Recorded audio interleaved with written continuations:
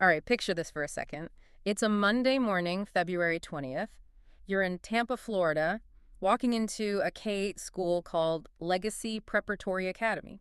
Oh, And usually, a Monday morning assembly in a middle school is, well, let's be honest. it's chaotic. A Yeah, mix of sleepy kids and just fluctuating energy. exactly. But you walk into this room, and the vibe is completely different. It's not a classroom. They're calling it a locker room. The students aren't just students, they're the Panthers. I like that. It immediately signals that something different is happening here, Right. And the people in charge aren't teachers with textbooks. You have a head coach and someone they call the soul of the support staff. which is a perfect entry point for our deep dive today. What? We are looking at a really fascinating case study in social emotional learning, or SEL. We are. It's a partnership between this school, Legacy Prep, and an outside group called Storm Squad Superheroes. A very memorable name. I have to admit, when I first saw Storm Squad Superheroes in the source stack, my skepticism radar went off a little bit. It sounds a little comic booky, maybe a little Right. young for middle schoolers. I had the same thought.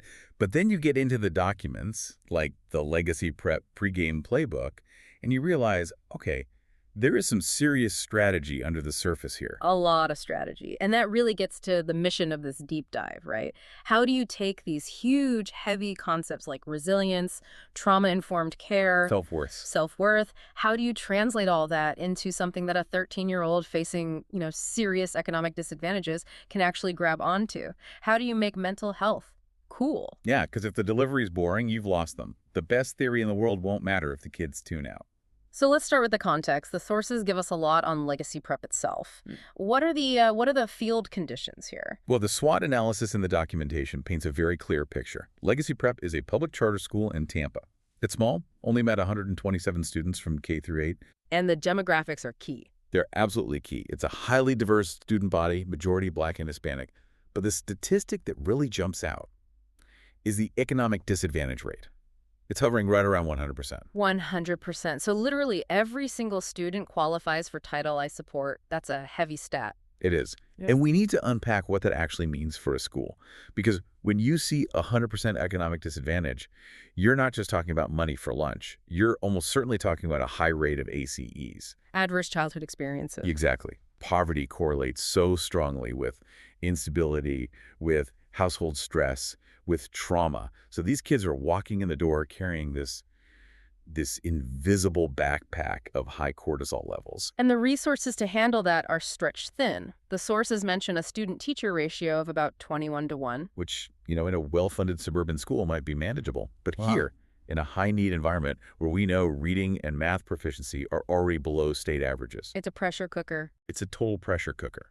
A teacher isn't just an educator at that point. They're trying to be a crowd control officer while also teaching algebra. Which brings us to the gap they identified in the analysis. The school's mission statement is beautiful. It talks about a nurturing environment. The principal, Mrs. Yolanda Capers, clearly has a vision. She does. But there's this huge gap between that goal and the resources they have to actually manage student behavior and, regulate their nervous systems. So she needs what the report calls wraparound support.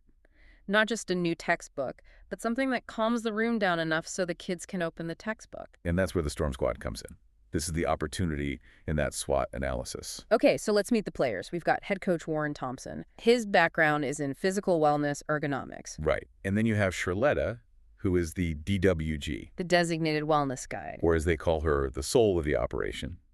And you can already see the balance. You have the structure and physical discipline from the coach, and you have the emotional safety from Charletta.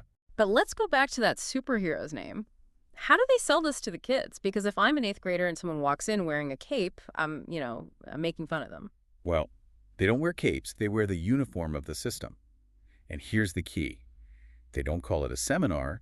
They brand the whole thing as the pregame. The pregame. The classroom is the bubble, like a protected training facility. The students are the Panthers. It completely reframes the context. So it's not sit down and learn about your feelings. It's we are a team preparing for a game. Precisely. It shifts the whole dynamic from compliance to cooperation, from do what the teacher says to do what the team needs. And there's an acronym Charletta uses to anchor this. YODOW. YODOW. Youth of diverse origins. Okay. Now, on the surface, that might sound a little bit like nonprofit jargon, but think about the psychology. These kids might be labeled at risk or disadvantaged. Those are deficit labels. Right, they define you by what you lack. Exactly. Yeah. But youth of diverse origins acknowledges their different, maybe difficult stories. Oh. But it strips away the judgment. The message is, we know you all have different backgrounds, but in this room, you're drafting the same future. It's a unification tactic. Okay, so the room is set, the identity is set. Now let's get into the playbook.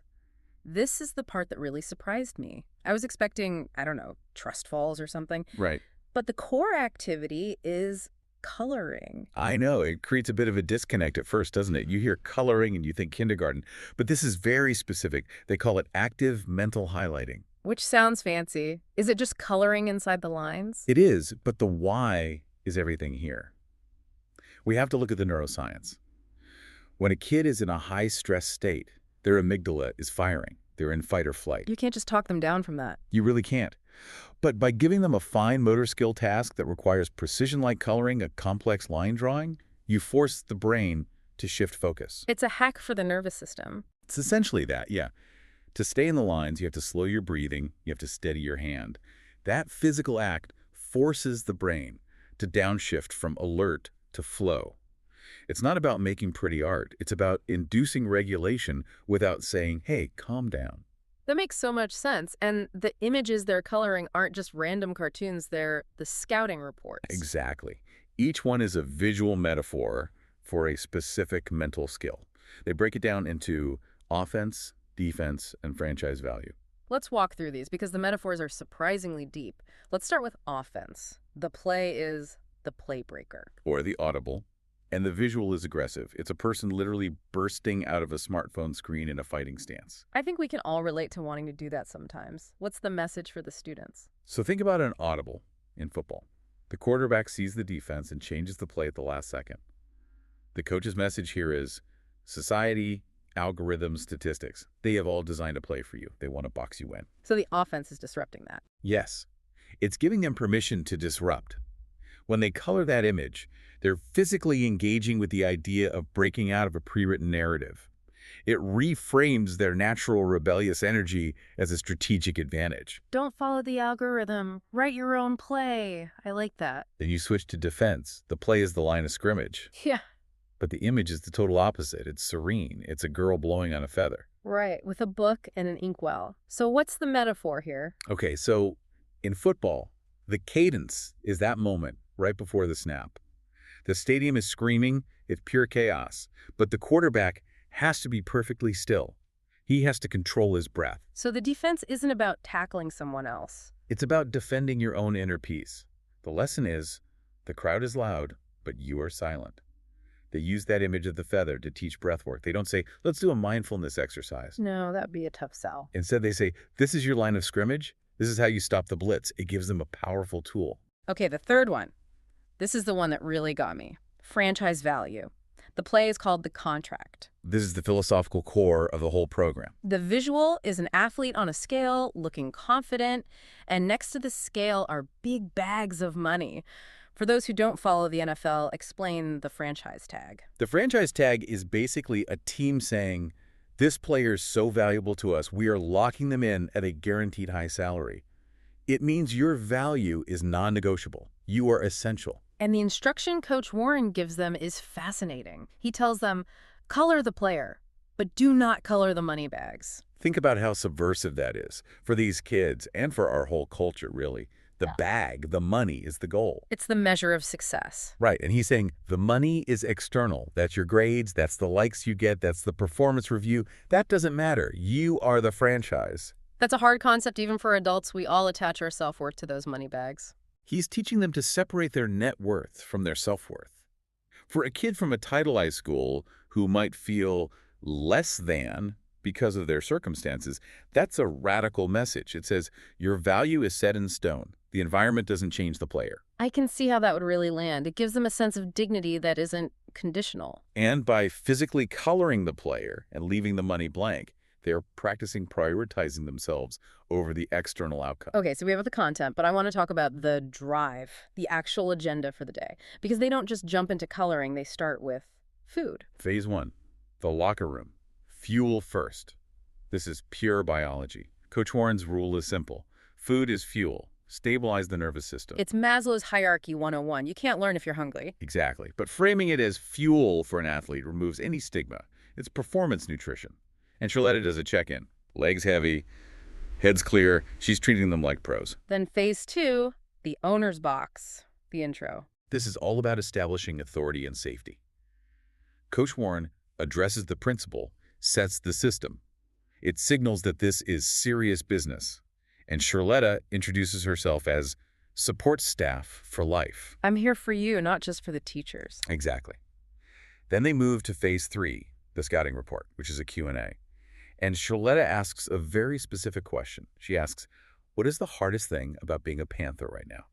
That's a great question. It's not how are you feeling, which just gets you fine. Right. It invites them to identify the defense they're playing against, bullying, hunger, whatever it is. It lets them voice the opposition without feeling like they're just complaining. And finally, after the coloring, they have phase 4, the huddle, the debrief. This is where they synthesize it. They ask the students, which play do you need today? And that's key. It forces them to self-diagnose. Do I need offense, defense, or franchise value? Right. It turns these concepts into a toolkit they can actually take with them when they leave the room. And they end with a chant. Let the Panthers roar. I mean, say what you will about the theme, but I bet the energy in that room was completely different from when they walked in. Oh, absolutely. And that's why this works. The strategic analysis said the school needed wraparound support. This program delivered. It hit the biological with food and breath, the psychological with identity and worth, and the social with the team structure. It effectively stops the bleeding for an hour and just resets the baseline for everyone. And it does it by respecting the students. That, for me, is the biggest takeaway. The franchise tag idea. It treats these Title I kids as high-value assets, not problems to be solved. And when you treat people like assets, they tend to start performing like them. It's a powerful lesson in just translation. You have to speak the language of the people you're trying to reach. You do. And you have to give them a playbook. So we've unpacked the school's needs, the neuroscience of the coloring, the philosophy of the franchise tag. But before we wrap, I want to go back to that franchise idea one more time. Because honestly, I think that applies way beyond a middle school in Tampa. I completely agree. And that's really the thought I want to leave our listeners with today. Let's hear it. We spent a lot of time on those students coloring the player and actively ignoring the money bags, the contract. In your own life, you're constantly facing those money bags. It might be your salary, sure, but it's also the quarterly review, your follower count, the praise you get, your to-do list. They're all external metrics. So my question is this.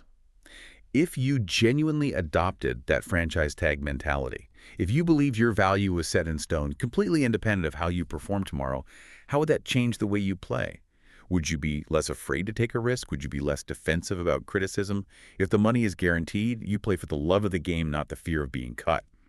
So, can you mentally color yourself in and leave the money bags blank? That is a serious question to chew on. Stop looking at the scoreboard and start trusting the player.